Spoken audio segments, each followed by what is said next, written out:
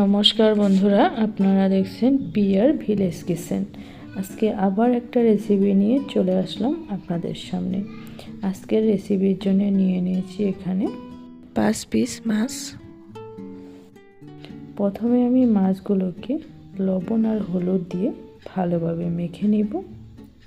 আর সকল বন্ধুদেরকে ভিডিওটা স্কিপ না করে পুরো ভিডিওটা দেখার অনুরোধ জানাচ্ছি।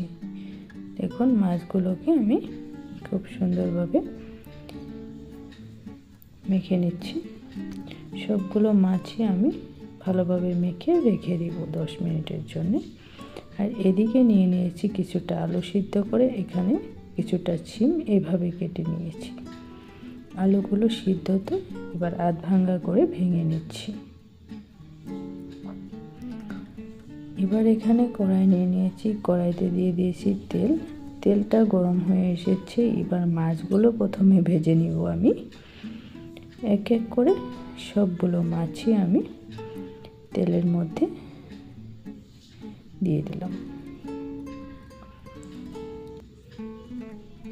এবার মাছগুলোকে উল্টে পাল্টে ভালোভাবে ভেজে নিলাম। দেখুন, মাছের কালার কত সুন্দর চলে আসছে। এবার মাছগুলো তুলে নিচ্ছি। এই মাছ ভাজা তেলেই আর অল্প তেল দিয়ে দিব ফোড়নের জন্য। ফোড়নে দিব গোটা জিরে। এবার গোটা জিরেটা দিয়ে কিছু সময় ভেজে নেওয়ার পর এর মধ্যে দিয়ে দিব কেটে রাখা একটা টমেটো, বড় সাইজের টমেটোটাকে তেলের মধ্যে হালকা করে ভেজে নিচ্ছি। এবার আমি এর মধ্যে অ্যাড করে দিব কিছু মশলা। এর মধ্যে দিব আমি হাফ চা চামচের মতো আদা রসুন বাটা, আর দিব 1 চা চামচ জিরে আর শুকনো লঙ্কা বাটা। এর মধ্যে আমি বেশি মশলা ব্যবহার করব না, যেহেতু এটা পাতলা ঝোল করব আমি। এখন টমেটোর সঙ্গে মশলাটাকে ভেজে নিব। দিয়ে দিলাম পরিমাণ মতো লবণ আর হলুদ। লবণ হলুদটা দিয়েও ভালোভাবে মিশিয়ে দিলাম মশলার সঙ্গে।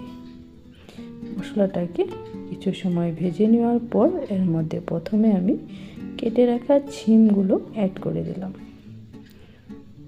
আলুগুলো তো আগে থেকেই সিদ্ধ করা। শিমগুলোকে কিছু সময় নেড়ে চেড়ে ভেজে নিচ্ছি। শিমগুলো ভেজে নেওয়ার পর এর মধ্যে দিয়ে দিচ্ছি আলুগুলোকে। এবার আলু আর শিম একসঙ্গে বেশ কিছু সময় ভাজতে হবে।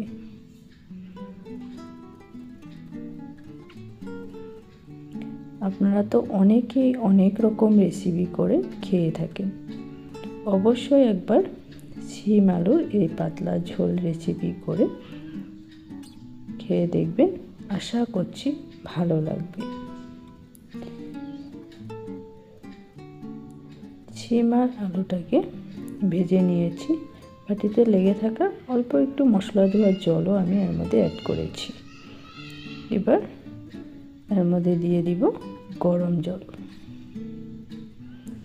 পরিমাণ মতো জলটা দিয়ে মিশিয়ে দিচ্ছি। এবার ঝোলটাকে বেশ কিছু সময় ফুটতে দিতে হবে।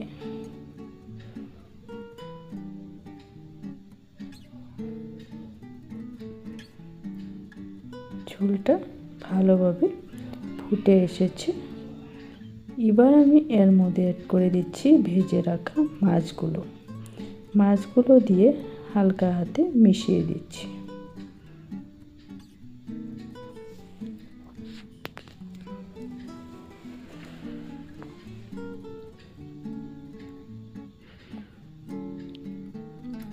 শিম আলুর পাতলা ঝোল রেসিপি প্রায় আমার রেডি।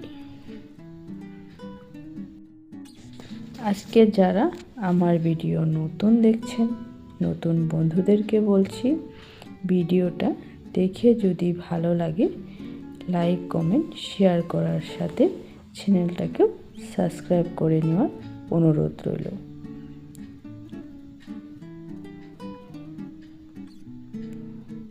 আমার সব সময় সঙ্গে থাকা সকল বন্ধুদেরকে অনেক অনেক ধন্যবাদ জানাই। আজকের ভিডিও আমি এখানে শেষ করছি। আবার দেখা হবে অন্য কোনো ভিডিওর সঙ্গে।